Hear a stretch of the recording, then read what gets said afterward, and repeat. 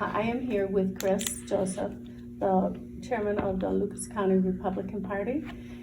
Chris, will you go ahead and tell us a little bit about yourself? Sure. Yeah, I'm Chris Joseph. I'm a lifelong resident of Lucas County, Ohio.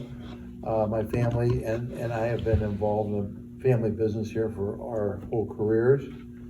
I am the chairman of the party, which is a great honor for me to be. I have enjoyed it tremendously, and we have grown this party tremendously. Why did you want to become the chairman of the Lucas County Republican Party? I wanted to make a difference in Lucas County. I wanted to make a difference for my family, make a difference for my children and family and children of everybody in the county, as well as hopefully statewide and potentially nationwide. I felt that it was my duty and obligation to give back to the county, which has been good to me, and also to give back to the party, which I believe strongly in.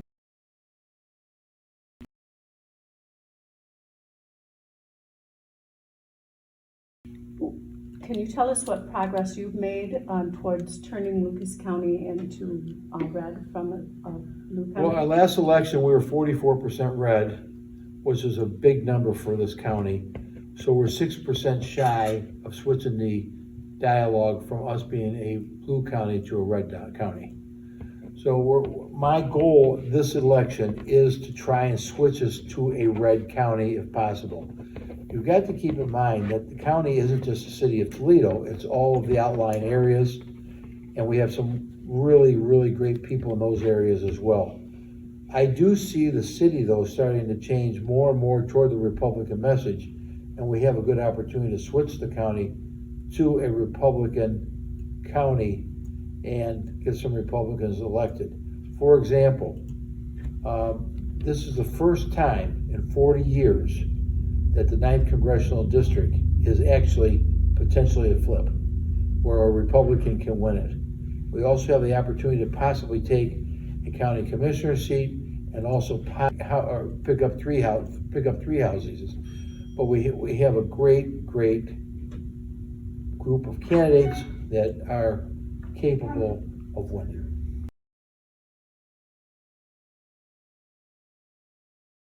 What are the benefits of being an endorsed candidate for the Lucas County Republican Party?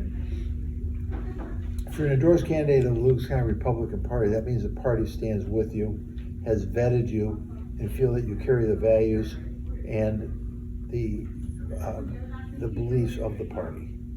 When you have an endorsed candidate, we've vetted them. We believe that they are Republicans.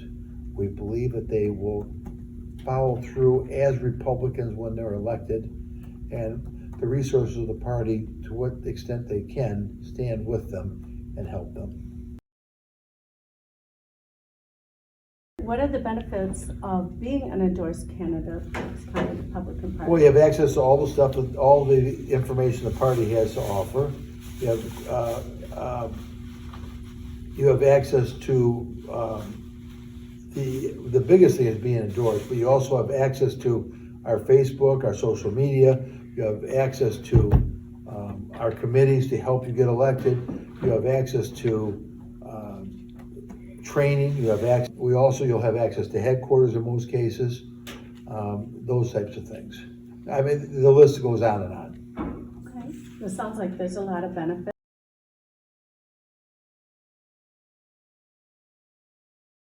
Now, is there a process that you go through to endorse someone? Yeah, well, typically in a normal cycle, we have the an endorsement committee, which is, we regard our endorsement process as one of the most successful in the state of Ohio, to be frank with you.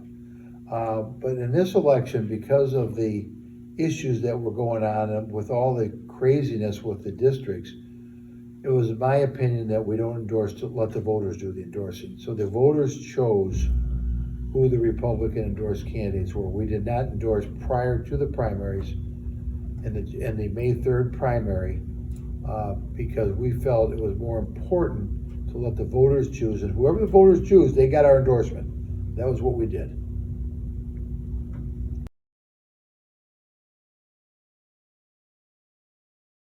Okay, now this is probably going to be a hot button one.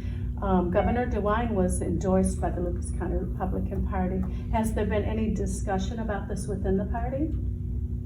It's not a hot button at all. Okay. No hot button at all. He won 58% of the vote in the county. He was the most highly elected official in the county. And so he obviously won our endorsement because he won the county. There's no hot button at all about this. He's our endorsed candidate. We will support him, and we will stick with our candidate. Why is it important? What's that? Why is DeWine important? He's the governor of the state of Ohio. And what does that mean? So okay, that's another question. Yeah. Okay. He's doing follow-up. No, that's fine. Let's just talk about the issues concerning the various offices. First of all, we have the Supreme Court. Let's start with that one if you don't mind.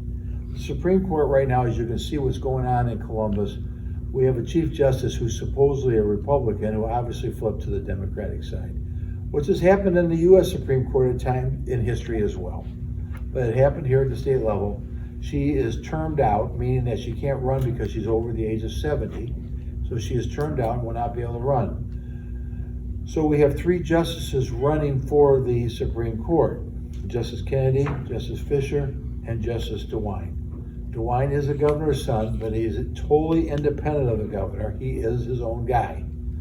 And we need all 3 of them to win. And in that case, what happens is Justice Kennedy will become the Chief Justice, leaving her seat vacant, and the governor will then appoint a justice for her seat, which will be a conservative, and therefore we would have a 4-3 majority again, and hopefully stop a lot of the silliness.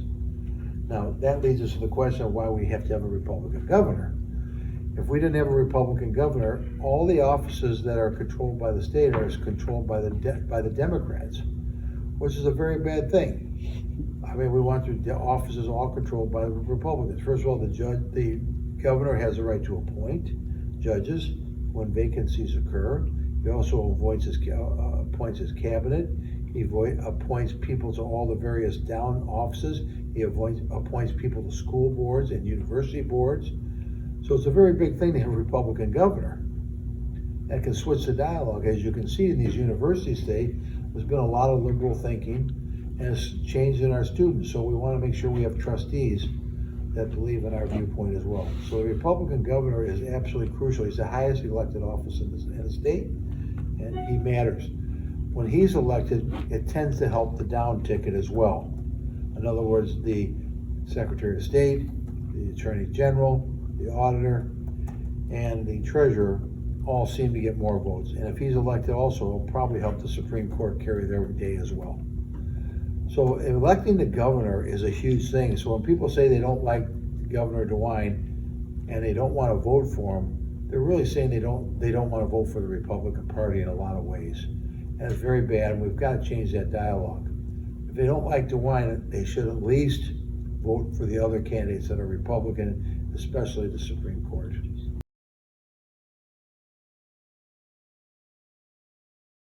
I mean, there's a whole series of policy questions that are on the table, it seems, coming up, right? I mean, it's At what level? at the state level, Okay. right? I mean, it's everything from,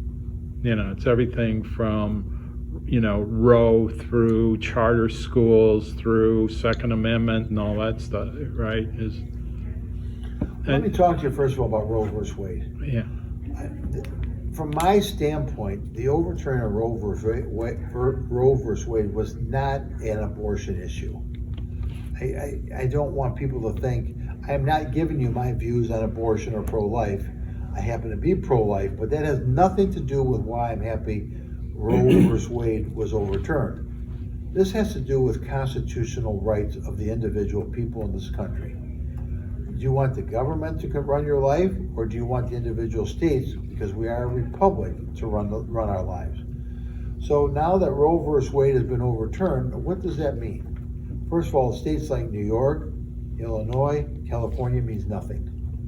They have the same laws. Nothing's changed. Ohio, there's a 6-week time period for which you can still get an abortion. And I guess there's going to be some litigation over that as well. When is it 6 weeks, or is it 6 weeks 1 day, 6 weeks 2 days, 6 weeks 3 days? That could become an issue at some point. I'm hoping that that will get clarified. But now that leads us back to the state Supreme Court and the state legislature. The fact that Roe v. Wade now has been overturned, it now comes back to the states. So having a Republican legislature and a Republican Supreme Court to sort of help with the dialogue and how abortions are going to be handled, it now becomes a state matter. So you really need to understand who you're voting for and why. The abortion issue is going to be big at the state level. Now, as for the other issues, gun control and all that sort of thing, it's a big item, and the legislatures will decide what the best way to handle it is. The governor has a right to veto. In this state, the governor has line item veto, which is a very big thing, meaning he can veto parts of a legislation or veto the entire legislation. Line item veto does not exist at the federal level because it's not in the Constitution, but at the Ohio level it does exist. Meaning that if you have a bill with 100 provisions, the governor could veto 2 or 3 or 99 of them and keep one in effect. That's why it's important again to have a Republican governor.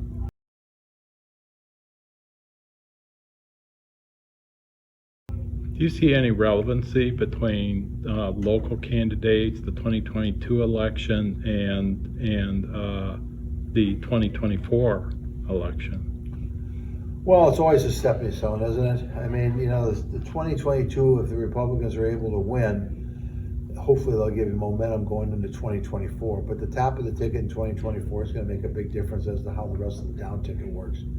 So I've always had the philosophy is you concentrate on what's in front of you immediately and not look beyond it. It's like a tournament, win and out. Yep. Either you win your basketball tournament that day or you go home. Yep. So we have to win in November.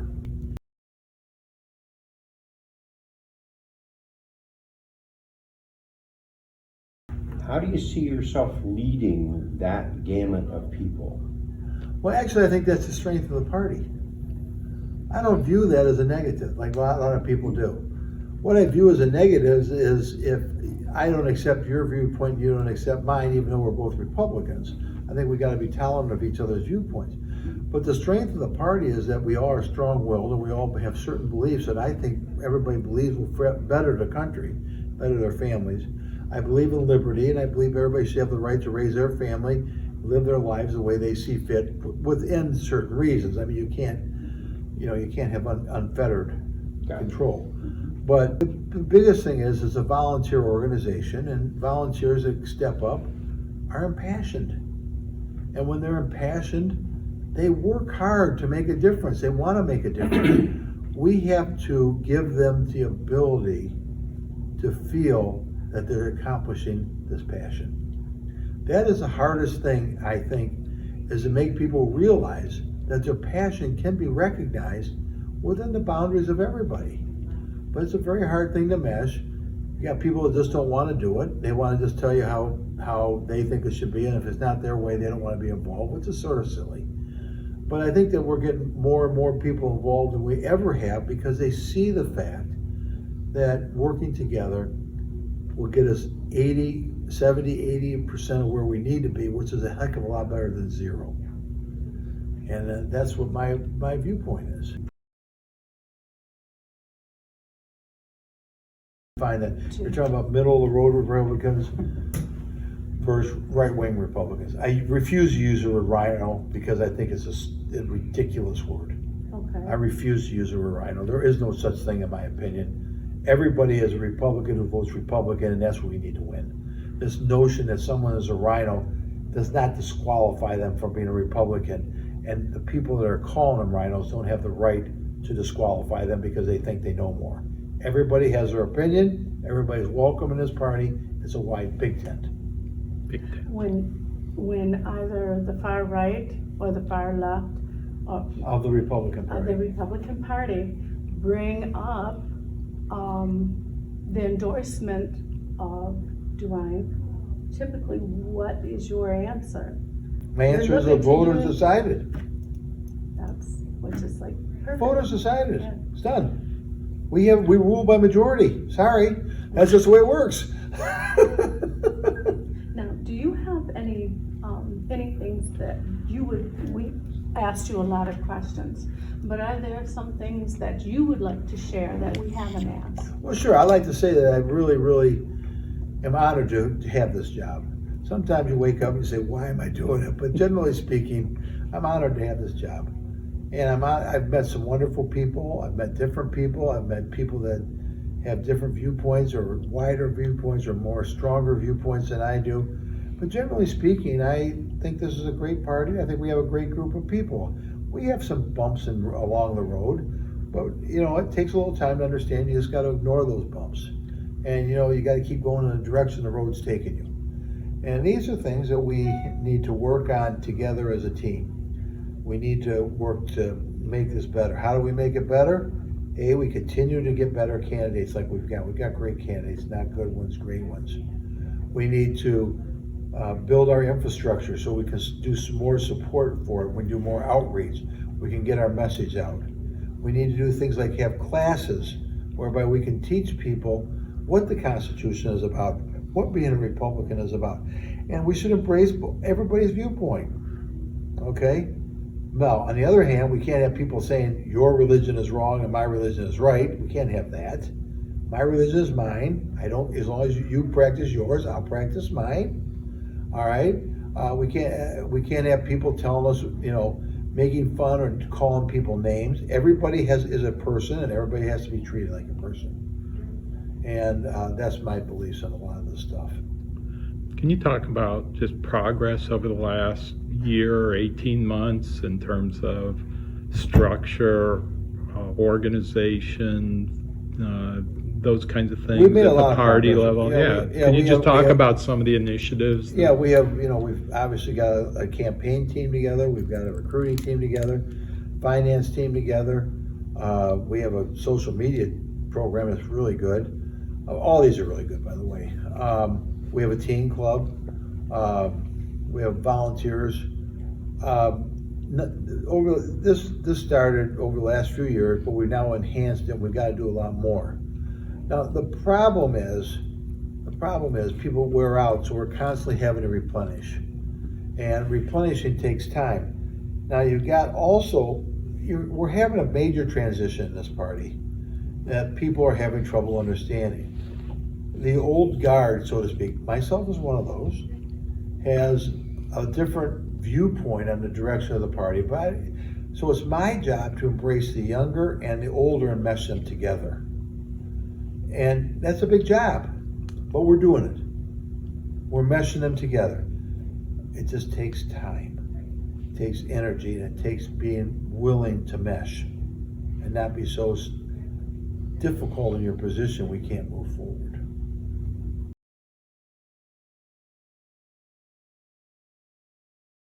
Let me just say this. All these people that are constantly criticizing, I view that as sort of a good thing. That means they're impassioned. They weren't criticizing 2 years ago. That means I'm getting people involved. I'm getting people to do things. I don't view it as negative as everybody else does. The fact that people are actually arguing and pushing means now they're involved. Involvement means votes. Involvement means we'll push it forward. So I don't take all this stuff as negative. Sure, sometimes you get a little aggravated by it because, it's just easy to do that. But basically, I think we're making tremendous progress in getting people involved. I've never seen so much talking about the Republican Party in years in Lucas County. And two things I want to stress to you that are very important to me. Negative energy makes negative energy. You want to stay away from negative energy. Momentum builds momentum. When you lose momentum, you lose. That's why you got to let people know we're going to stay on the path to have positive momentum.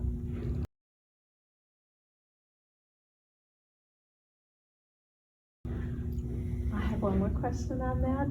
We have so many car companies here in Toledo, Ohio. We're blessed to have that. And traditionally, their unions are blue. They ask their members to go blue. So I'm going to bring up that I've heard you've had some influence with the unions in having them look at more the Republican point. Yeah, I'm trying to get, you know, just because the unions endorse blue doesn't mean their members do. I mean, a lot of these members are Republicans and they care about Republican values, so I don't think the unions have nearly as much influence on dictating how their members feel as they used to. And the world's changed. Social media now has become a lot more important, but there's certain basic things that matter. Talking to people, trying to get them engaged, trying to get them believed has never changed. What has changed is the way and the speed of communication. The speed of communication today is absolutely unbelievable. And when that happens, it sometimes takes a little more time to undo things than it does to do them. And so we all have to be a little bit more careful about our messaging. But these are the things that I think are happening.